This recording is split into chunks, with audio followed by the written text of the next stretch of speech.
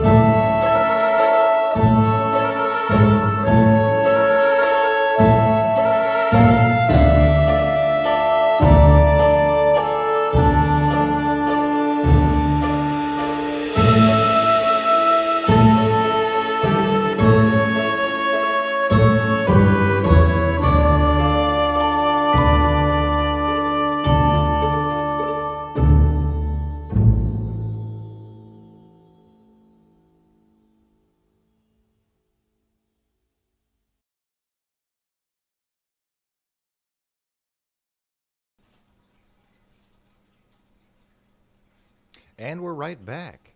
That was the Wizard's Watering Hole, and naturally, with the most magical tavern in the book, you have to have bells. But what were some of the inspirations? What was kind of your thought process going through, I guess, even starting to put that one together? All the bells. The bells, right? All the bells. So this was actually the first track that I worked on as well.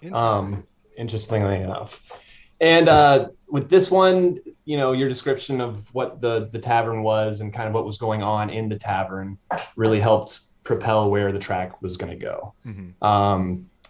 And to get that feeling of kind of like otherworldly dancing, I always feel like a waltz is kind of necessary. And waltzes they're kind of like floaty dances. Exactly. You glide across the dance floor, I guess. And that's an interesting trait where there's just lights and floating through this mist that's floating through the air, and people have chairs that they can float around on. So it's so incredibly just thematically fitting. One note for the rest of these, just before I keep going, we also have looping versions of these, and I'm kind of curious. I want to address how difficult that was, especially since we have very clear-cut beginning to end versions of the music too. So you just kind of go into each track knowing that the beginning needs to meet up with the end. Yeah, pretty much. And whatever happens in the middle, have fun with it. But those two parts need to match up.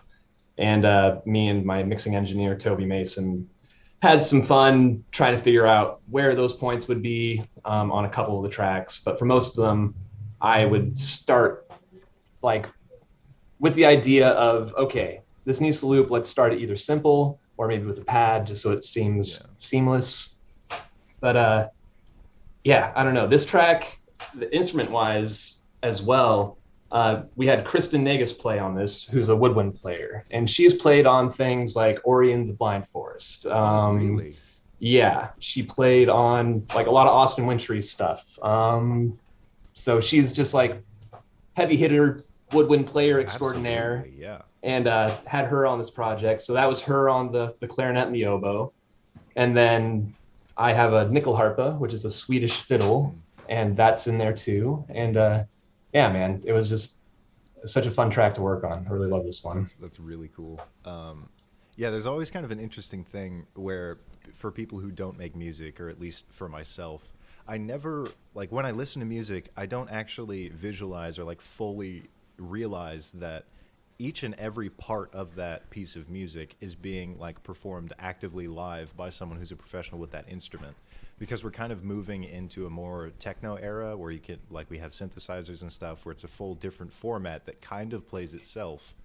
It was just astounding to see the full orchestra which I got to sit in for. That was just absolutely incredible. What was the orchestra, by the way? So that was Budapest Scoring, and they're absolutely phenomenal. Incredible. Yeah, and it's funny. Because a lot of stuff is done in the computer now, like you said. Mm-hmm. But there's something, if you can get live players in there, it's like I said, it's in the name. It's live. It breathes life into the music. Exactly. It feels kind of real. It feels authentic in a really unique way. I mean, not to say that other styles of music are any less justified, but it can't be beat. Is essentially what I'm trying to say. Yeah. Let's jump on to the next one. This Sweet. One, so they're a little bit out of order compared to the book. I just took them in the order, the number of the tracks that were given to me. So this next one, The Railway, is a train tavern. It was a really interesting idea that from the beginning I was like, okay, there used to be in the industrial age, there was a lot of train activity, and a lot of them were really special. They were specialized for rich people to go in specific routes and stuff. So they have these really beautiful interiors. I'm not that audible. I tried to bump it up. There's not a whole lot I can do about that. I'm sorry. I'm a little quiet. But yeah, so naturally I wanted to have a murder mystery on a train. I forget, I'm really drawing a blank on the name of that book, Murder on the Orient Express. So I actually did some footnotes for that, and kind of I read through the synopsis of the full book. It's a really astounding story. And I definitely pulled themes from it. So it's this very noir kind of adventure where you have to find out who killed Mr. Moneybags. Let's get to it.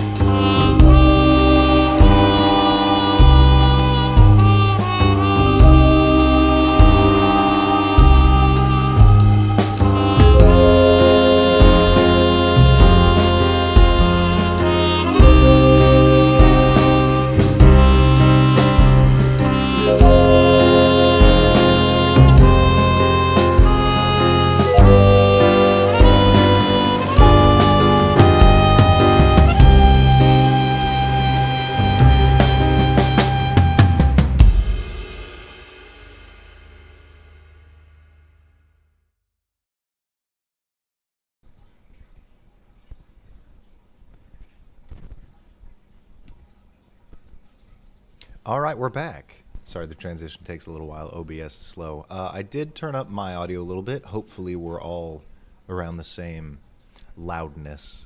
I really like that that is the second track on the album because it is such like a thematic slap in the face compared to the last one. I mean, some of these have relatively similar moods, but the contrast between a very like jazzy kind of blues, there's a somber tone to it compared to what we just listened to. Yeah. That's kind of thematic for the book, but how'd you go about working with this one? So I wish I could say I'm a jazz guy, but I'm not. So this one actually took a little bit of studying of which a couple of these tracks I had to do some studying for. But this one, yeah, I reached out to a couple of friends and got some ideas from some jazz guys I know, and yeah, it just kind of came together. I knew it was going to be like just drums, trumpet, and like some like small string quartet in the background. What's just kind keep of it like the I don't really know how to describe it. If it's like a marimba or just like it's like the bell noise. It is a marimba. Oh, okay. All right. Yeah, some very light marimba in the background. Just That's get really that like cool. that little like noir type feel with the trumpet. And on this one, it was Emmanuel Eckham on the trumpet, who's a great session player out of Tennessee, and Kristen again on English horn. And I had my drummer from my old band, the Kepler Mission, play drums on this. So it was fun getting to work with a couple of old bandmates. Yeah, it sounds like you kind of pulled people from all over the place. Yeah. Yeah, it's really interesting just like playing through video games or watching movies and stuff. I feel like the marimba is always a signifier of like, oh, I just figured something out, or we're onto something now. And the railway is riddled with clues, and there's so many like, oh, I figured it out, and then you realize that you didn't. And I love the red herrings that are everything's a partial truth. I love that. Yeah. Yeah. I mean, and this track went through, I think, like 3 different versions before it ended up here. Like the first 2 were just too happy poppy jazzy, and then it was like I fell into this one, and it was just like, oh, this is the railway. So that's cool. Yeah. What was the second one you worked on then? The second track for the whole album that I worked on? Yeah. Because you said the previous 2. If I'm mistaken, I might have missed. Oh! I mean, like I wrote a track for the railway and then threw it away. Oh, yeah. And then I wrote a second track for the railway and threw it away. And then wound up on the 3rd version. Yeah. Well, for the struggle that you went through, it very much stands out. It's, definitely, like I have a clear favorite here, but that is one that, like, when I hear it, it's like, yes, I'm going to listen to this. Yeah. And just for the commenters, if you have any questions that you want to throw our way while we're talking and listening through these, go ahead. We'll try and answer some of them. I guess we'll just move right on to the next one. This one is the Wildebeck. So naturally, the core and probably the only starting idea I had for this was Shadow of the Colossus, which is a beautiful game. I forget the name of the company, but essentially it's just these impossibly large creatures that are partially building, partially beast, and they walk around very slowly, seemingly without direction, and they just live forever. So I was like, oh, what if someone opened up like a coffee shop on the back of that? And eventually we fell into this really, really complex and kind of emotional story that takes place on the back of it. We pulled from some kind of Aztec visual themes. We have very nomadic characters and some industrial characters. So there's a lot of interesting personality clashes on this. But let's go ahead and give it a listen.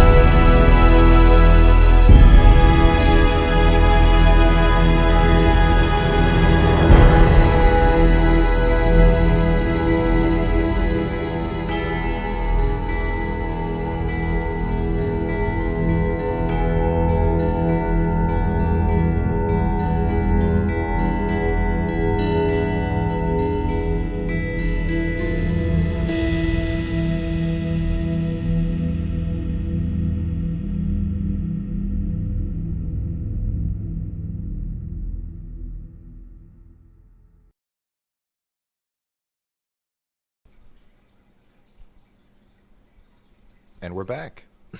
All right. That one was really interesting. It reminded me of watching Prince of Egypt as a kid. Yeah.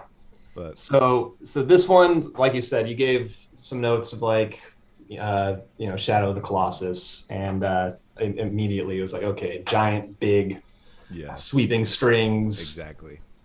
big brass, big giant You're drums. gonna have booms in the background. Yeah, just all of the things. And I didn't want to. I know it has kind of an Egyptian feel, maybe like but I didn't want it to have too much of that feel. So there's some like gamelan in there. There's some instruments from other regions that aren't specifically from, the Middle East or anything. It's really cool, actually. It's kind of hard to pin down like where the feeling of this is coming from, and it makes absolute sense because this creature literally like creates land as it walks, so it can be in any region at any time, and this is still kind of applicable. Yeah, and I mean, writing it on the computer was fun, but then hearing the orchestra play it was just phenomenal. So, yeah, I'm super stoked with that track, really and it's a good one. Someone asked, let me go up. Well, I guess it's just a general question from everyone, but where can they find this album when we're done listening to it? And the cool thing about that is because I'll just do a little bit of backstory here. Essentially, we were approaching the $1 million stretch goal. Like, we were approaching that amount that you guys were going to give us, and none of us expected that. So we had them planned out to like 650. Didn't even expect to get that far. So we sat down and we were like, okay, this has to be big. This has to be something really cool that we want to give them. And it's going to be out of pocket. Like, this is going to be an additional expense that we have to think of right now. And because the intro song was so interesting, and because the leader is this, or the seeker, the leader of the book, is this like kind of flamboyant bardic personality, I was like, what if we had an album, specifically background tracks for each of these, where you could just listen as you play the tavern and just not have to worry about music. And so once that was all done, naturally, we don't want to make you guys pay for that. Clearly, a lot of people already helped it become a reality, so at least I know on my end that tomorrow I will be, at some point, we'll have to correlate that, but I will be uploading all these tracks on my channel that you can just listen to whenever, if you have internet. It'll also be on Spotify, but you can go ahead and speak more on that. Yeah, it's going to all the streaming platforms tomorrow or at midnight, wherever you are. And it'll be on Logan's channel. It'll be on my channel. And I think we're talking about giving just direct download links to the backers. So that's something in the works right now. But yeah, it's for you guys. It is a beautiful, wondrous gift, and we're all just kind of basking in it. It's been fun. But yeah, so we went over the Wildebeck. Let's go to the Bloated Bounty. The Bloated Bounty is an interesting tavern. Essentially, the very basic core idea is like, what if we have a tavern that is so seedy and back alley that whenever an adventurer walks into it, there's a 50% chance that they'll just die. Like, they'll be killed by someone because they overheard something, or they heard this exchange of money that should not be happening. And it expanded and expanded to this interesting idea where essentially the entire tavern is actually a rich man's villa that was conned out of him, and the person that got conned is like, I want a bounty on the guy that stole my villa. And he's broke. Like, he is out of all of his money because this guy was a gambler, so he keeps raising the bounty for the person to get his villa back, to the point where everyone knows he can't afford it, so it just it adopted this ironic personality of the Bloated Bounty. And now it's just seedy dealings run by demons who exchange money in the background. So let's see how that sounds.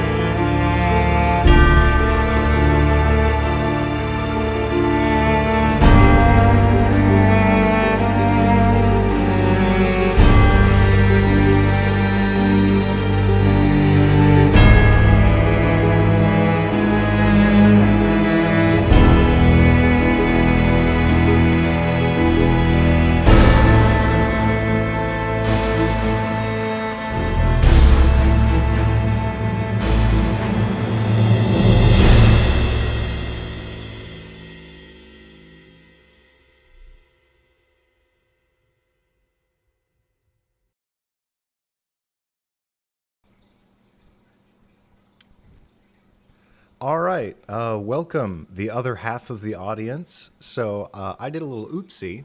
It happens from time to time. But the whole time that we've been listening and enjoying all this music, we have been unlisted. Now we are public. All right. So I definitely have a few questions for that one.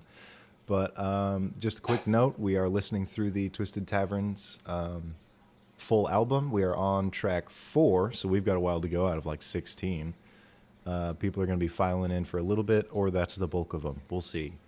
But first off, the coins. The coins! There is a video game that I used to play a lot and really enjoy called Rogue Legacy.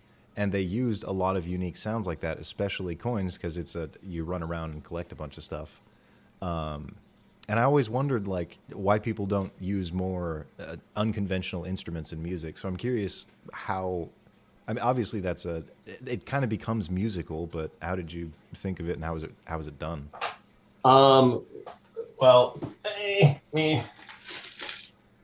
Oh, I have coins. I have coins here. And yeah, man, you just record some coins, and you line it up and I like that. make sure it sounds in time. How many distinct noises did you get laid in there? Because there's definitely like a coin flip as opposed to. Yeah, there's coins just hitting the desk. There's coins just dropping into my hand, and then there's coins just going into the cup. So there's 3 different coin drops going on, and then having the whole tavern run by devils thing. I was like, okay, we're going violin, baby. Give me some fiddle. And not just the violin, but we also have those sharp choir notes in the background. That's like very Catholic. It's very thematically fitting. Yeah.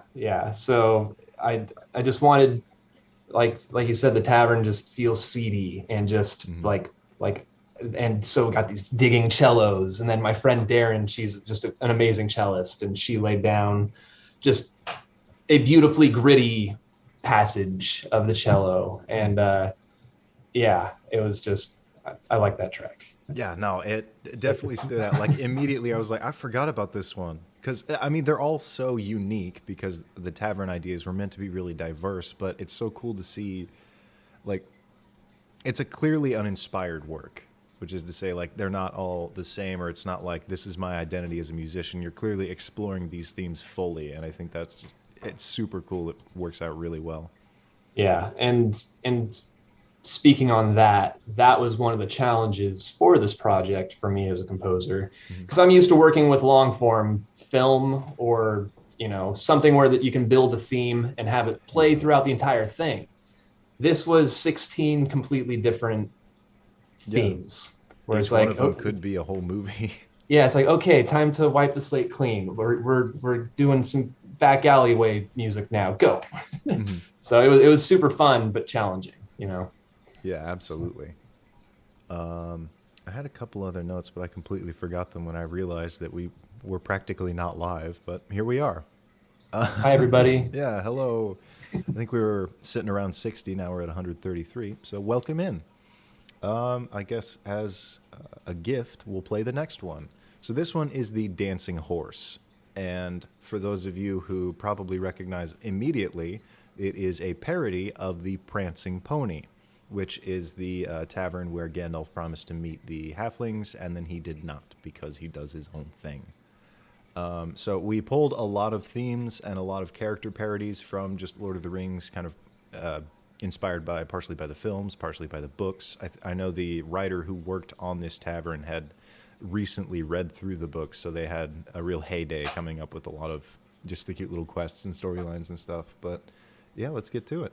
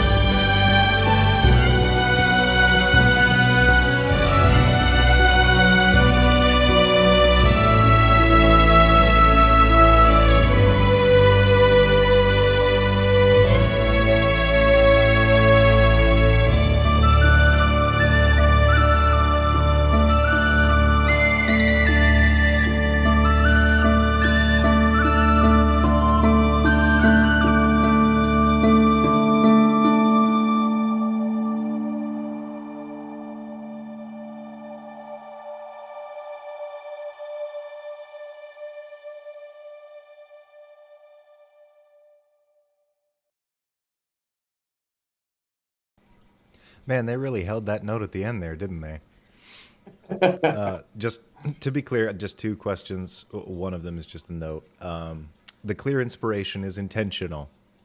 And secondly, just because new people are filing in, I do want to say, for those of you who are curious, tomorrow we will be publicly releasing all these tracks for free, and on Spotify, YouTube, and a couple other platforms, I believe. On my YouTube and on John's YouTube, which should be in the description. And for those of you who missed out on the beginning, that's my bad, but the VOD will stay on the channel. So please do go back, because those tracks are super cool. We had some interesting conversations about them. And yeah, so the Dancing Horse. Tell me a little bit about how the process was. So this was like my dream tavern. It was like I've been watching Lord of the Rings since they came out, and just Howard Shore is amazing. And so it was fun to get to delve into his world and the world of hobbits. Yeah. And yeah, literally just write some Lord of the Rings inspired music. Yeah, So, I mean, the first couple notes I think are very similar, if not the same, as I think Concerning Hobbits is the name of that track. yeah, One of the best. It's such a good, beautiful intro to just the whole story. yeah. And so on this track, again, we had Kristen on the Irish whistle.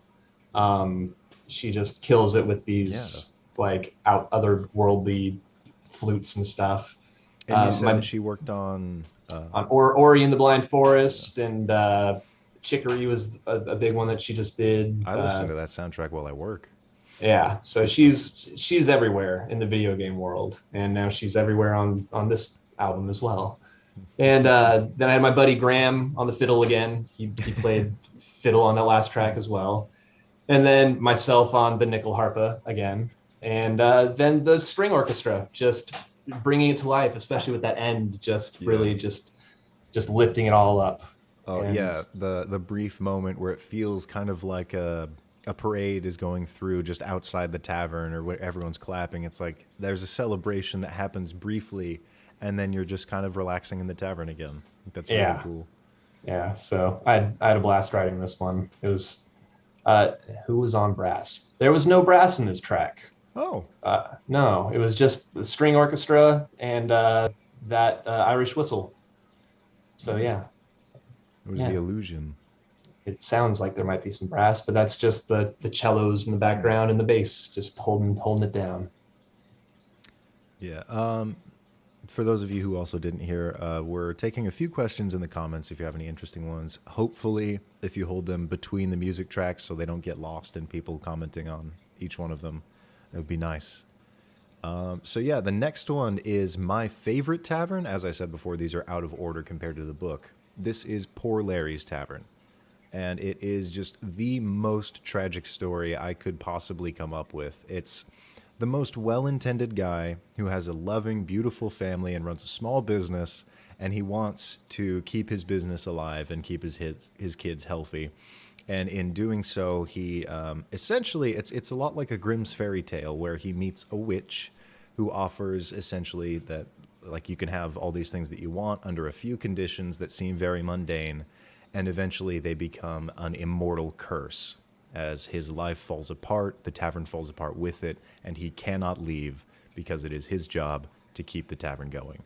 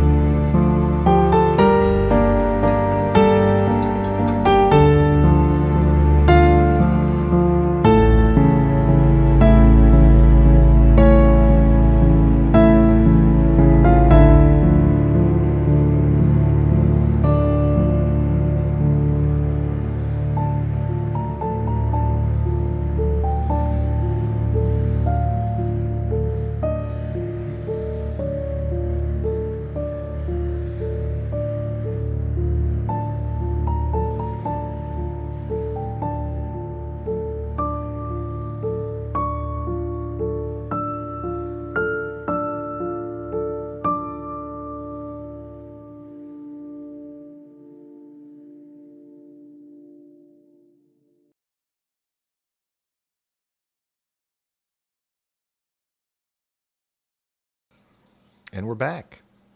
Yeah, so that was sad.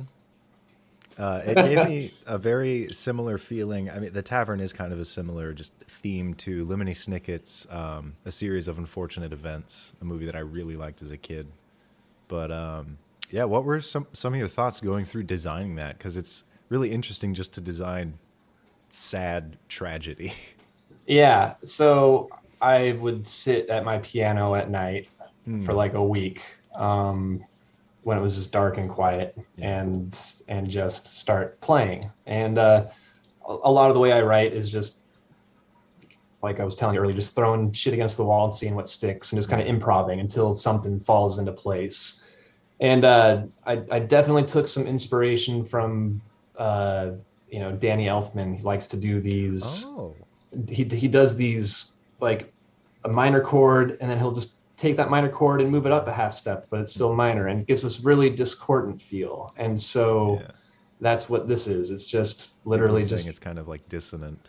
Yeah, that's exactly what it is. And it gives you just this feeling of being off kilter, but it's still kind of pretty, but like you're not really setting really anywhere. It's like a very lifeless waltz.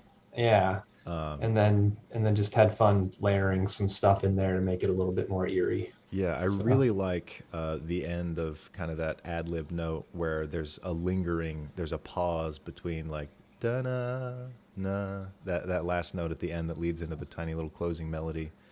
That really makes that piece for me. But there is, hopefully some people noticed at the end, there is a discordant whispering. Yes. Any comments on that? Well, I just figured this was kind of, like shit's just going on in this place that he's just having, and just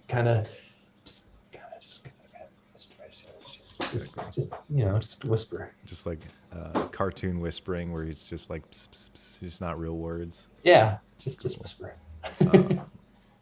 Yeah, to disappoint a few people who are watching, I would like everyone to look at the floor plan of Poor Larry's and realize that it is essentially identical to the floor plan of Five Nights at Freddy's, Freddy Fazbear's Pizzeria. That was done on a dare from Feldelab, but that's just a little piece of info.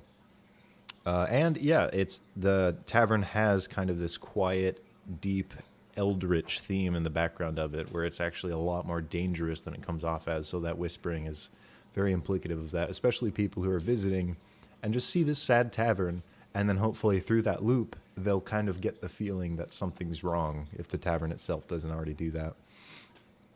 No, we have not played Spring of Peace yet. That's after the next one, which is the Treetop Tavern. This one, I essentially just kind of had the idea, what if a bunch of elves lived in treetops and had very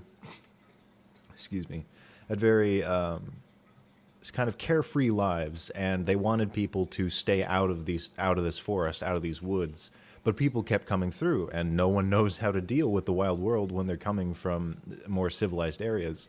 So they got together and they were like, how do we stop these people from messing with the forest every time they come through? Why not just bring them to us? Why not just have somewhere that they can stop so we can regulate them and watch what they do and make sure they don't mess with anything and then leave? But it's still it's very accommodating. It's a very cute, fun place as long as you don't step out of line. Without further ado, let's jump into that one.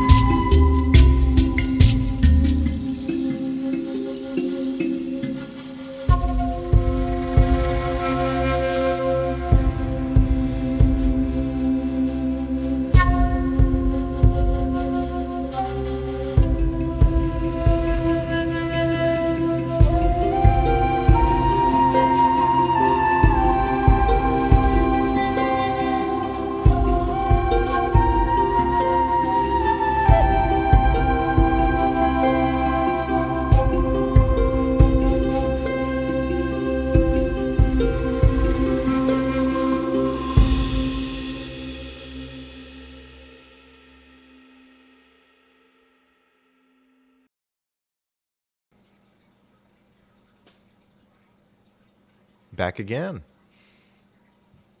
That one is really interesting. It's definitely very kind of Feywild, very mischievous. I love.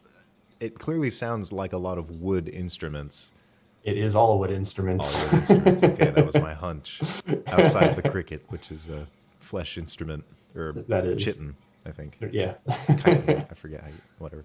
But yeah, how was putting that one together? Because with the way that the tavern went, I was more a supervisor on the project. I really trusted the writer, and they had some really good ideas. Nice. For this one, yeah, I kind of took everything that you had explained about, just elves in this, literal treetop forest type tavern, and just busted out as many wind instruments as I could and just started writing. Mm-hmm. And when I handed it off to Kristen to record, she had a handful of different flutes to choose from, and ended up using the quinacho, which is like a wooden flute that's played like going down. Huh. And I don't know, you can look it up on YouTube. It's a pretty cool flute. I'll have to. And yeah, and other than that, like we just said, I tried to just keep everything as woody as possible. So all the drums, the rain stick, the rain stick. That's the flutes. Very cool. Yeah, and for a lot of these tracks too, I like to, since I knew they were going to be looping, I tried to give them a story themselves, and a story that would hopefully not get tired listening on repeat. Yeah. So a lot of the forms of these songs is A, B, C. So you're getting like 3 different things going on. So when it comes back around, you're like, oh, I haven't heard that A part in a while. Mm-hmm. Instead of a lot of songs which do, verse, chorus. Yeah. So yeah. Yeah, I mean, I guess a lot of the video game songs that I'm familiar with that loop usually have kind of just like 2 beats where there's just kind of the rise in the middle and then it falls right back into the intro. Yeah. Cool. So. Yeah, just for those of you who missed out because we were private when we mentioned it, what was the name of the group that performed all of this live, the full orchestra? So the orchestra was Budapest Scoring, and then Scoring. Yeah, and then a bunch of soloists that I've been naming throughout. Mm-hmm. A lot of very interesting talents from, it sounds like all over the place, but it's not my field, so I don't know if everyone just knows each other. No, I mean, Kristen, she's like I said, one of the big video game studio musicians. So I just reached out to her, and she lives out in Florida, and I'm out in California, and Budapest is in Budapest, and the internet's a wondrous thing. Absolutely, yeah. Couldn't have done this without it, that's for sure. All right, let's just go ahead and jump on to the next one. This is the Spring of Peace, which we listened to the Wildebeck a little while back, but they kind of have similar moods where it's very kind of desert. It feels like there's a vast distance to travel while listening to it. But the Spring of Peace is essentially an oasis in the center of 2 warring kingdoms, or it might be 3 actually. No, there's 2 warring kingdoms and then the one that claims it. And essentially the party just comes into this very tense territory, and then they go to the Spring of Peace, where there is an absolute ceasefire. The people that run it are dangerous enough to declare that and not have anyone take it for military power. So people from both groups just kind of come into the area, have a few drinks. There's this strange tension in the air, and it's a D&D adventure. The party gets to explore it and fix it and run around the area, and this is what they'll be listening to.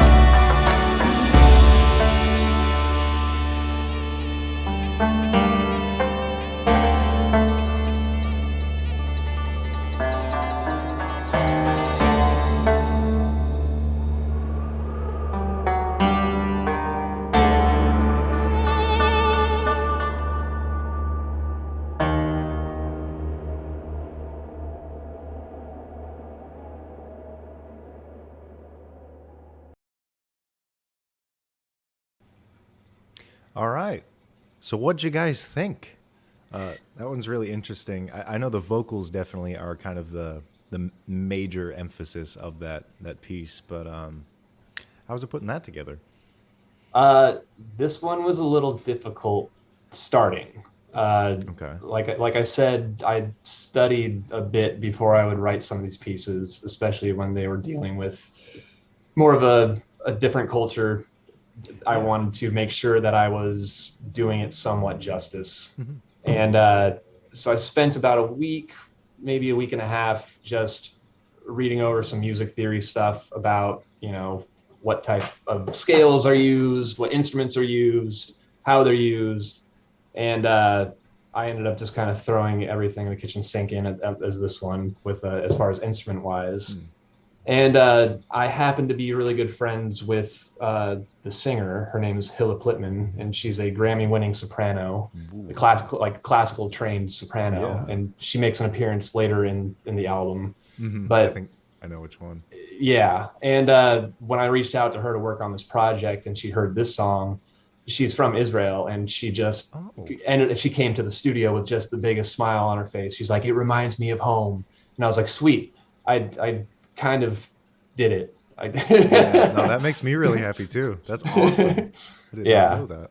yeah. So that was it. It turned out to be a really fun song, and yeah, again, my buddy Graham played fiddle in the middle of there, and the Budapest Orchestra just slayed on the strings. Absolutely. So It's beautiful to see that amount of people just working together. It's super cool. I don't get to see that a lot, so it's neat. Yeah, I was gonna say like, if there were to be any theme for that tavern, I think that was just 100% hits the bar. That is the exact idea going into it. Like that's what you picture in your head, even though you can't put a tune to it, and you did. The next one is my absolute favorite. I think it's the highlight of the whole album. This is the Grand Shanty. It is the pirate ship one. So the story behind this tavern is essentially that there was a long-running battle between a privateer and a pirate, and eventually the pirate loses. The privateer succeeds in seizing their ship, but in doing so loses their legs. So they essentially can't go out to sea anymore as effectively as they used to, and they decide then to retire, take this pirate ship that is just adrift at sea now, like it was fully intact at the end of the battle. So she decided to bring it back, dock it, and make it a business. So she starts selling all these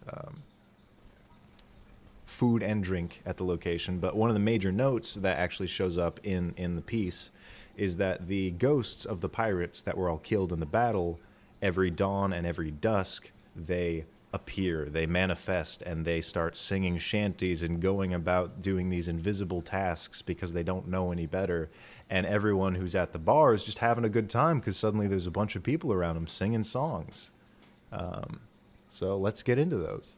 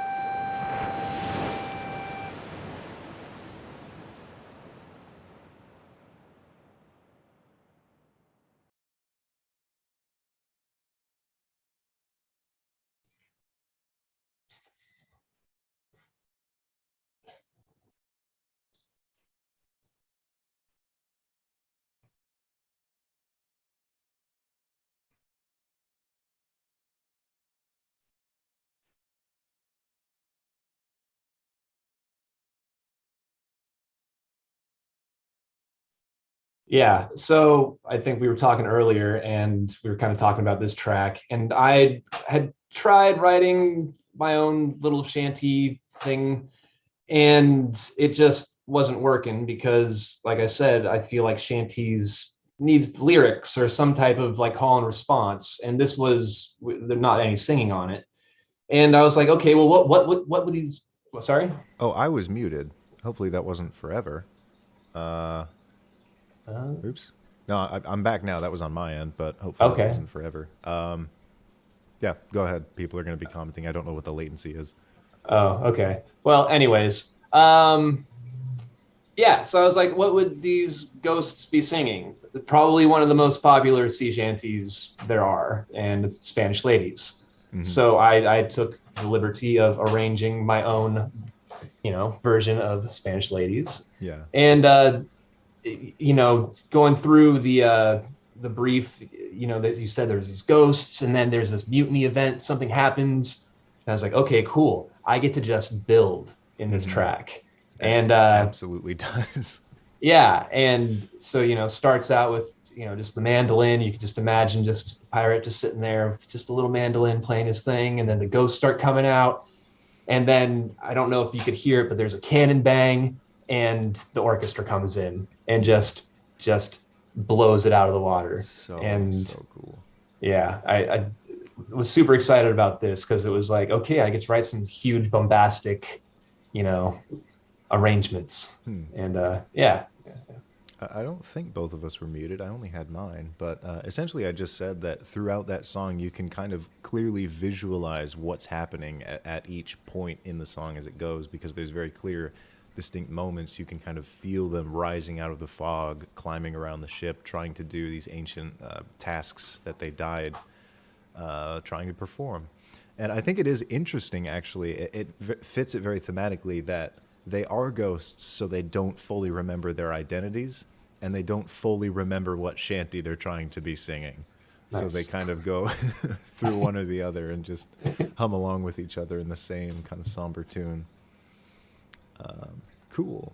So yeah, let's jump on over to the Drunken Treasure, which has a name very fitting that you could probably apply to the Grand Shanty, but this is a broken section of a castle that fell into the sea, and a very unique set of coral started to grow on it that brought it out of the water, or that brought it essentially out of this abyss that it fell into, and it starts rising. And these aquatic people notice it, so they go and they try and figure out like why a castle is floating on top of the ocean.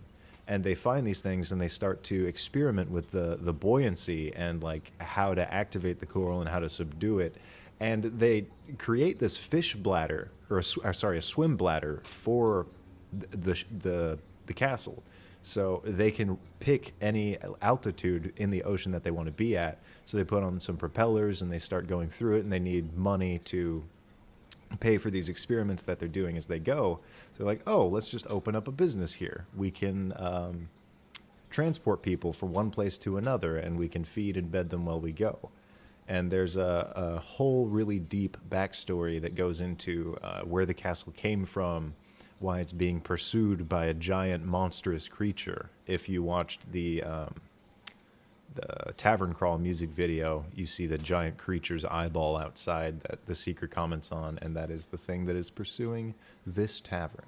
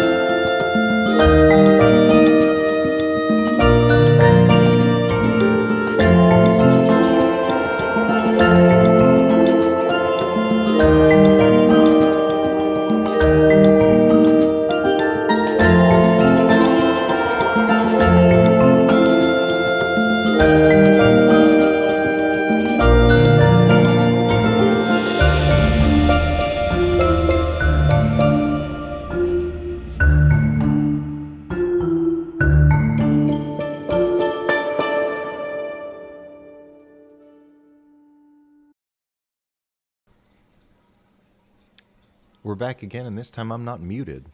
That is a very unique theme to go with. You clearly picked, I'm not sure, is that a steel drum or a xylophone?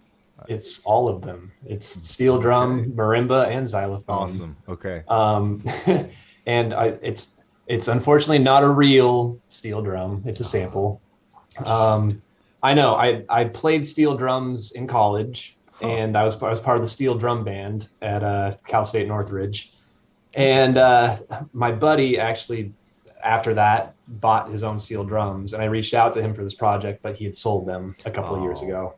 So just left the samples, but the melodica is real, and me gurgling water is real. So perfect. Yeah.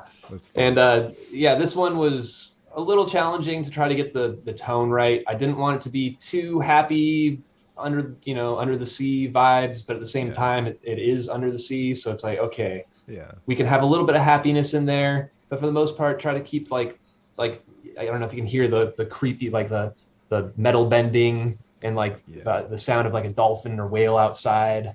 It's so very, very subtle, but you can tell that just the way that the melody goes, it's not 100% happy. It's kind of passive. Like there's definitely something going on here there's a reason that it's not like super upbeat and happy. Yeah. There are things to be solved because it's an adventure. Just a couple questions there. I think, it will be on Spotify. It will be uploaded on my channel and on his channel, which should be linked in the description tomorrow. So a little while after this. I might upload mine a little bit late, but that'll be fine. And then we might eventually get some 1 hour loops out there for people. But I've got those ready to go, man. Awesome. It's all set up. So go follow his stuff. And yes, I gargled water for this, and it took forever. Because I had to go note by note because I kept choking. Oh, so. Oh yeah. That's interesting. It's really funny. The next one is kind of a theme that you can't really capture musically very easily at all because it's not one that's explored a lot. It's the Fungal Grotto, which is kind of like an Alice in Wonderland style mushroom-based tavern. So the core of it is that this giant mushroom grows from the trunk of a tree that fell into this a grotto. So it's this underground area that's got a lot of moisture, a lot of dead things, and a lot of mushrooms that grow out of it. So there's this enormous central mycelium, this kind of like the honey mushrooms in Oregon, just massive things that grows out of the stump. And a group of sentient mushroom people that we designed specifically for it. They essentially are very passive. They're very nice. They're only there to help people, but they don't know what people do because they're mushrooms. They're mycelium people. So they have a bathroom that's just fake. It doesn't work. It just looks like a bathroom. And the reason that they have for this is so when adventurers run through the area, adventurers generally kill things they encounter. And these mushroom people need to eat, and there's not a lot of vegetation to feed off of outside of the main stump, so they follow these adventurers after they help them and just pick up the mess. And that's why they decided to create the Fungal Grotto.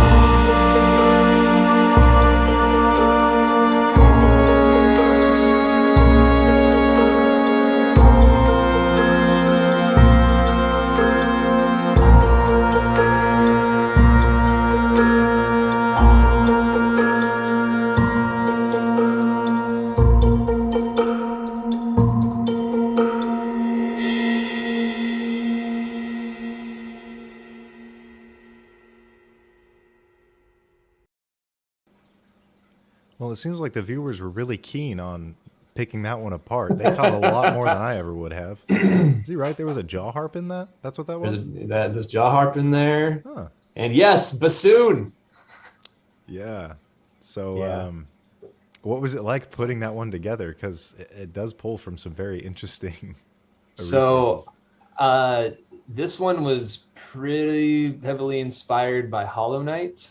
Oh, really? Okay. Yeah. And it's like, okay, what's mushroomy? What's the most earthy thing you can do? And it's the woodwinds as far as the orchestra is concerned. And the bassoon is just such a character that I haven't had a chance to write for very often. And so this was a perfect time for me to do that. Yeah. And again, Kristen knocked it out of the park with the bassoon, the oboe, and the English horn, just 3 woodwinds and some jaw harp with a little bit of stuff in the background. Really cool. Yeah, the water dripping was a nice touch. I like that. Yeah. If that's what it was. Yeah, it was just super fun to write that one. Yeah, I'm glad. That's really cool. It was fun to explore the idea. There's a lot of like little references that we tried to put throughout the tavern. There's definitely a reference to Mario, Alice in Wonderland. I think we straight up have the caterpillar from it as kind of like a parody character. It's really interesting. The next one we're going to listen to is the Ironstein Mine. It is going to be exactly what you're expecting, I assume. It is a dwarven mine that was abandoned due to a kobold infestation, I believe. And a couple of people decided to just pick it up and put a tavern in there because it was already this massive structure that had been built. It was kind of left off by the wayside, and there were a lot of travelers that would go to and from in front of the area. So they're like, why not set up camp here? And naturally, there are going to be some problems when the reason the people left the mine is still there. So it's a fun little story that people get to explore. I think they can side with one relative faction or the other and play through the adventure of the Ironstein Mine.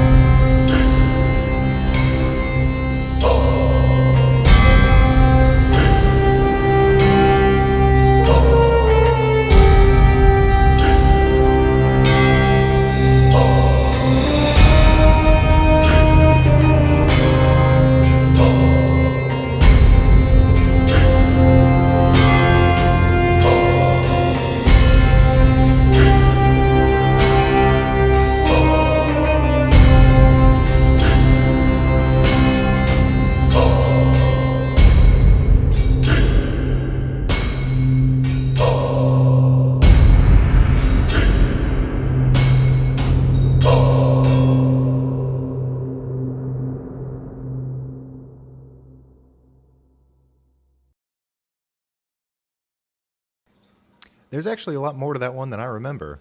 I find that really interesting that the percussion doesn't really take the forefront of that, which with a theme like that, that's kind of what you expect, but there's a lot of layers to that piece.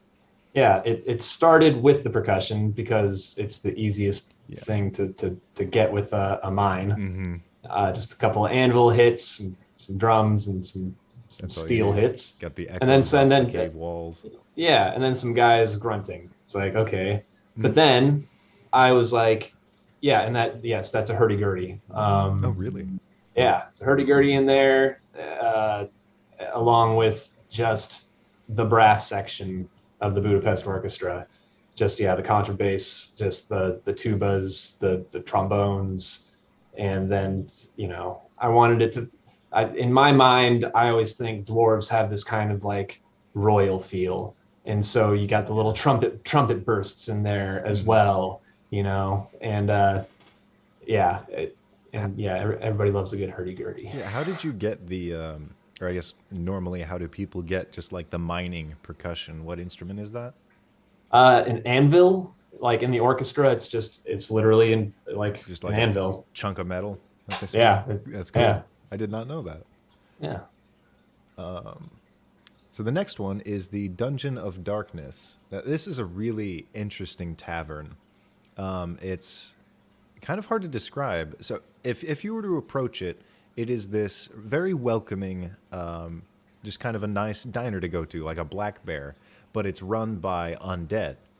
So there's this like 8-foot tall skeleton running around with a 3-foot tall skeleton assistant, and they're going all over the place servicing tables. There are ghosts floating around. And the main draw of this tavern is that below it is a dungeon where you can go and test your mettle. You can test your strength. It's kind of like an infinite brawl pit that has a kind of a cursed blessing on it where the undead slain there that you can run through never actually die. They get revived at the end of the dungeon. But you don't. You sign a waiver, and if you get killed there, they get free body parts. And there is a reason that they started this whole tavern. There's a reason that they're collecting corpses of brave-hearted adventurers who weren't really up to the test. And if you are, you just might face something that a little bit bigger than the rest. But let's go ahead and listen to the facade that they put on of this quaint little diner above a fun dungeon that you get to run through, like Chuck E. Cheese.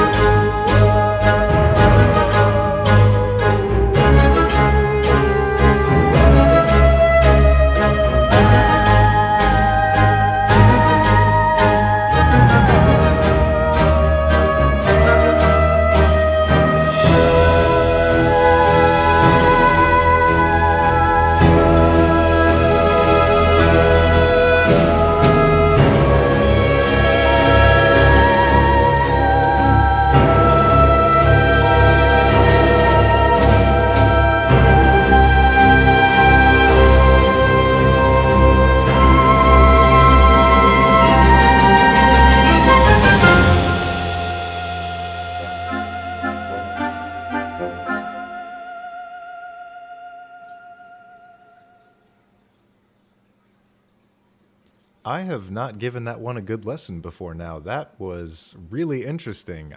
There's definitely some thematic nods that I didn't catch before fully. Yes. And the, Somebody definitely caught the Addams Family one. yeah, I like played it back in my head. I was like, oh, wow, they're right. Yeah, Yep. definitely someone caught it right at the end there. But the theremin is such a cheesy, spooky instrument. I love it. Oh God, it's so good. And as soon as I read about this tavern, I knew that was going to be the main instrument. And I Yeah. reached out to Carolina Ike, who's just a world-renowned theremin player. She's Wow. she's developed her own style. She's written books.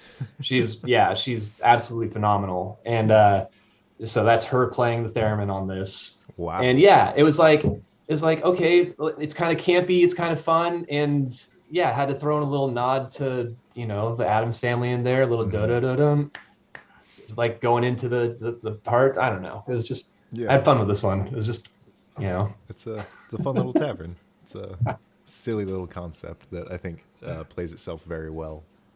This next one, we've got a total of 3 more. I'm actually really glad that Death's Door is at the end. It'll be fun to talk about. This next one is the Teapot Temple.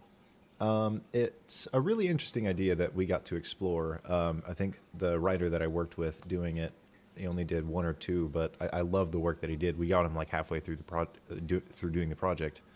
But it's essentially this story of, it's like a Romeo and Juliet between a dragon and a woman. Very, it plays off of like Chinese myths of anything falling in love with a beautiful young woman. I guess that's a common myth just in folklore in general. But it's a pretty tragic story, and you have these dormant spirits in this location that's a beautiful little area. So this industrious dwarf comes along and he says, oh, I'm going to set up a tea shop here, and I'm going to make it as profitable as possible.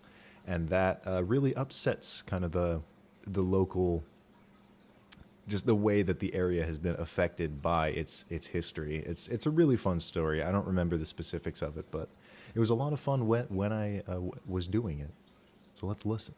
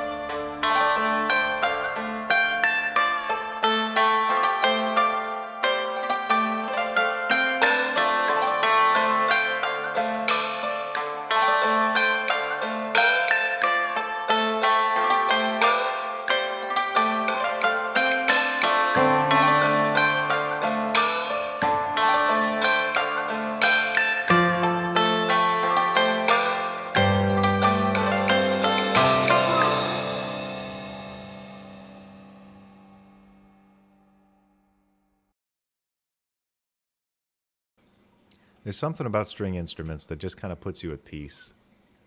I really like just those general plucking string instruments, but there were two. I know the mandolin is definitely one of them, but I didn't recognize the other. So it's Chinese zither called a gazeng, I think is how it's pronounced. Oh, okay. I Yeah, think I know what that is.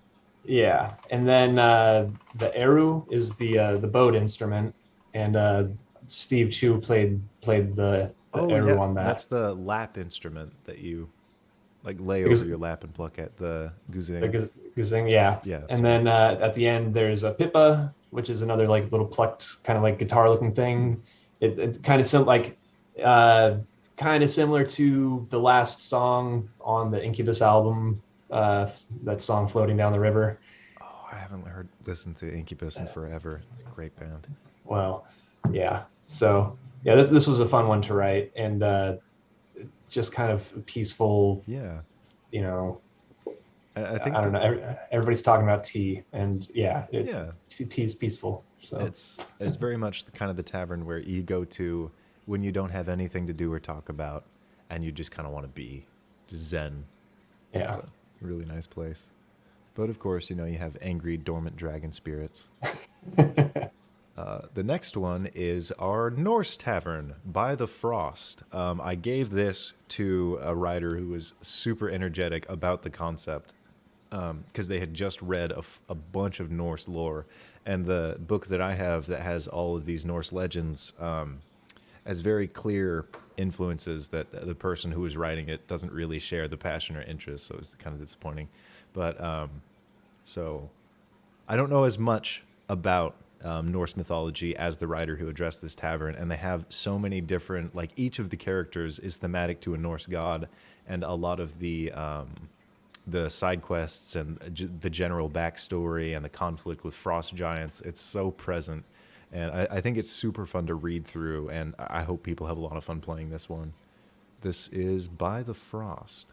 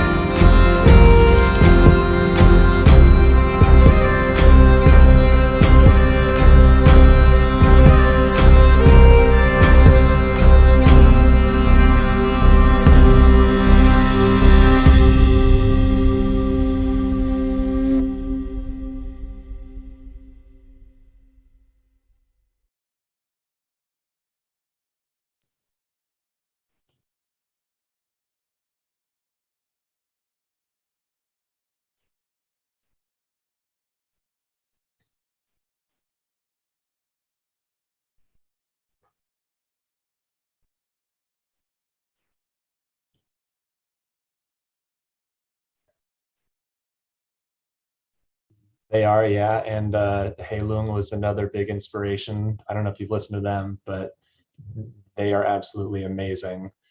And this song. Am I muted? I'm not muted. Um, I am. Got wow. Okay. Sorry, everybody. That'll be the last time that happens. Hopefully, we only have one left to listen to. Where was I? What did I say? you said that the bands that they were mentioning were bands that you were listening Yep. to. Scald and the other one that I'm not even going to try and pronounce another time. Vodruna. Yeah. Yeah. Vodruna. But yeah. So yeah, Fantastic groups. I got to bust out again. Sitting on my chords. Oh, who wrote the Tavern? I think Sorry, everybody. it wasn't Amy Rotruck. It was. Yeah, 1 second actually. You go ahead. I'll pull out the name. You go wireless. All right. Well, anyways.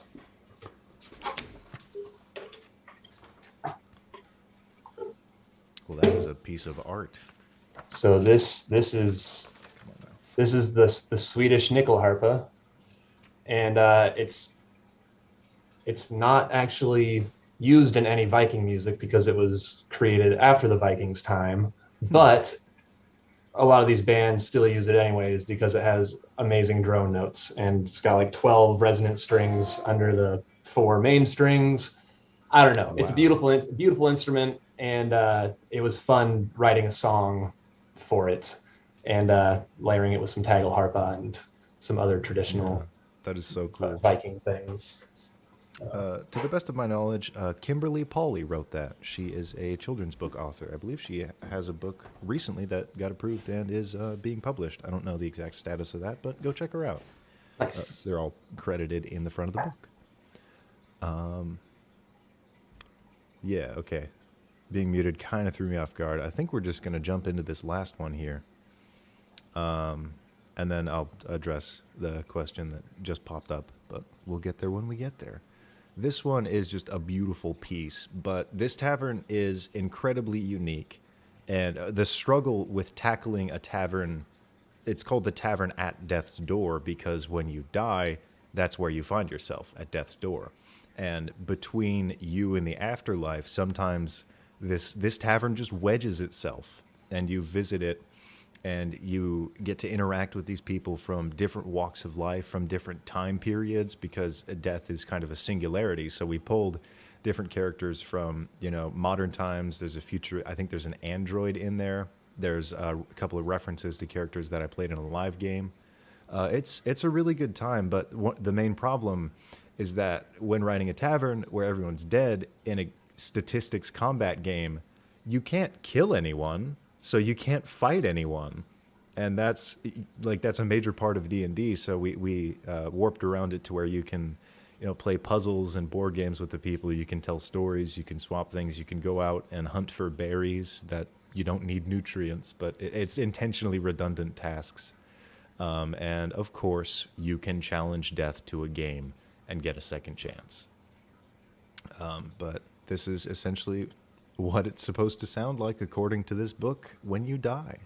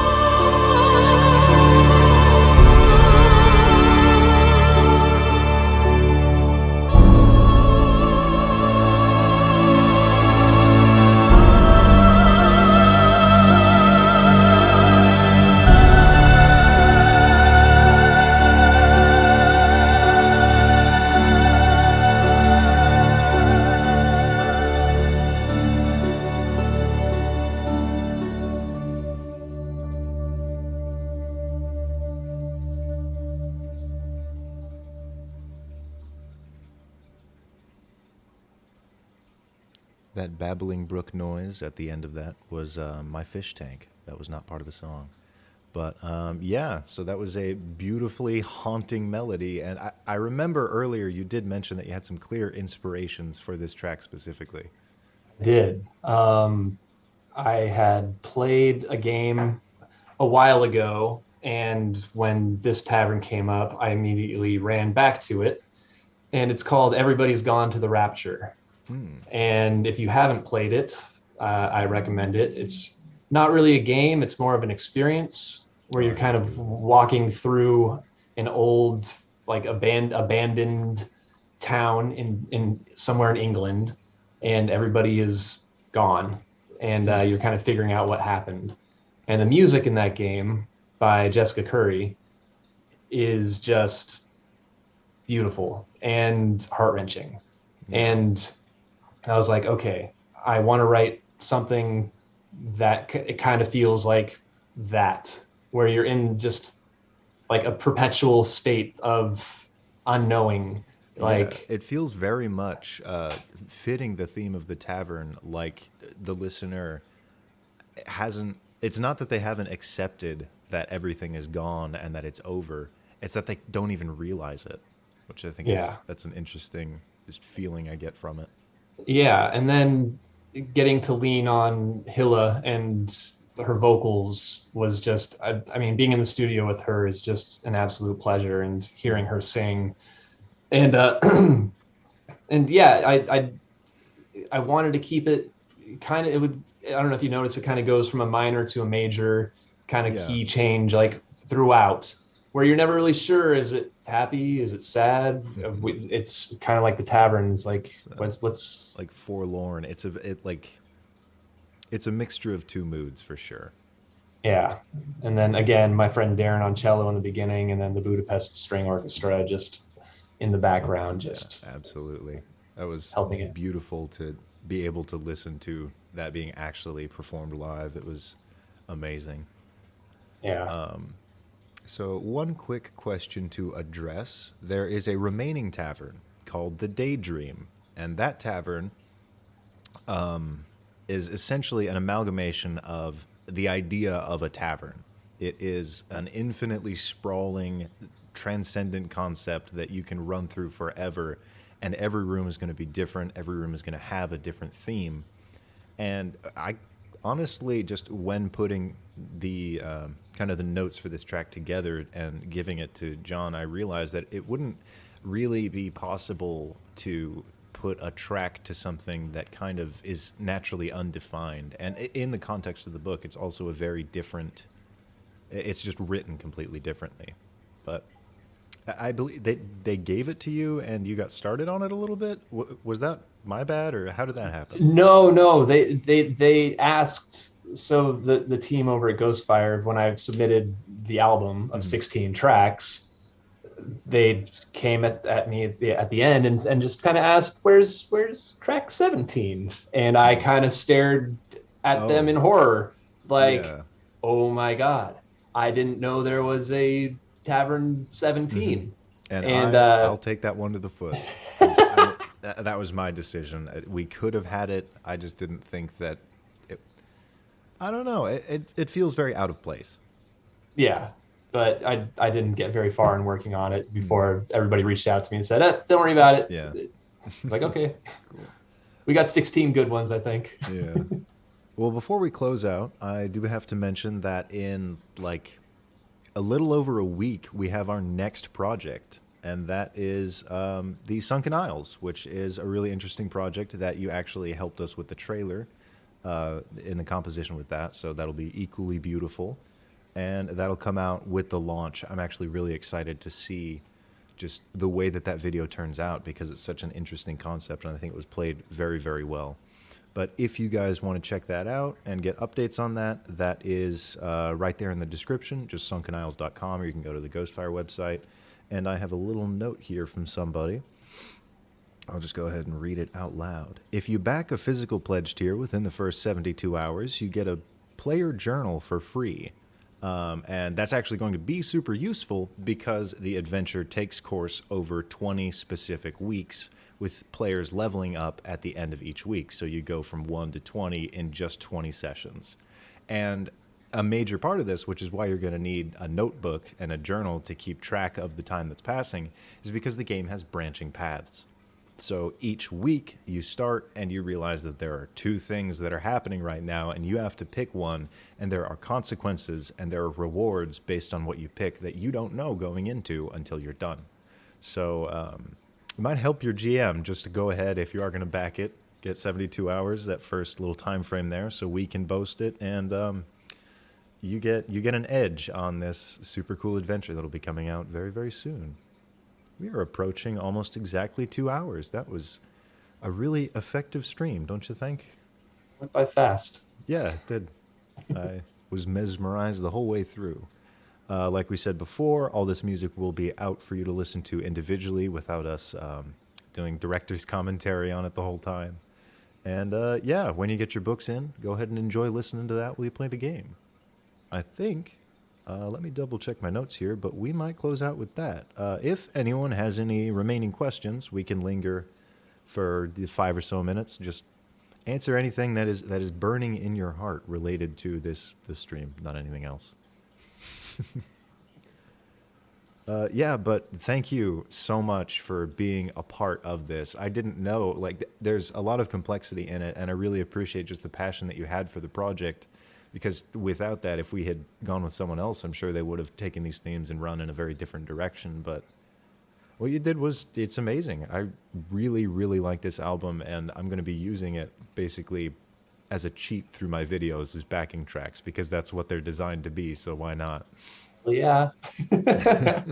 Yeah, I mean, this, like I said at the beginning of the stream, this was any composer's dream to have a project like this. And it's just been an absolute blast working on it. And I hope everybody who was part of the stream, who was listening, enjoyed everything as well. Thank you guys for sticking around. Which song was your overall favorite song? That's a good question. I mean, for me, I've got 3 favorites. Right. Yeah. For me, it's Dancing Horse, Fungal Grotto, and Death's Door. Yeah, Death's Door is something else. Yeah. Yeah, I mean, listening through it, because it's a really big album. 16 tracks is a pretty solid chunk. And each of the pieces is around 3 minutes, and some of them are a little bit longer than that. So just going through them, some of them catch me off guard. Like, I'll forget that, because a lot of them are really complex. Just, oh, I forgot about this one. It's my new favorite for the time I'm listening to it. And then I go on to the next one. And so, yeah, it's just refreshing to run through just while sitting, doing work, or cleaning around the house, or playing D&D. What it's meant for. John, do you feel like you wanted more, or are you 100%? I am 100% happy. Yeah, and it will be available on Apple Music. Okay. It'll be available on every major streaming platform at midnight your time. Cool. Both versions of the album. The soundtrack album, where it has a proper beginning and proper end, and then the looping album, where you just hit the repeat button and it'll loop seamlessly. So fantastic. Yeah, and that hopefully should be available or in the description, and if not, one of the links down there will get you there. It's a 2-point click. Yeah, I think we're going to go ahead and close out if you guys don't mind. Thank you so much for sitting in and listening with us, even though I muted myself a couple times and we let you join 45 minutes in, but yeah. I had a fantastic time. Thank you, John, for your time. It was nice talking to you. I am going to go get some pizza. That sounds good. I might do the same thing. All right. I'll just go ahead and end the stream there. Good night, you guys. Sleep night. tight.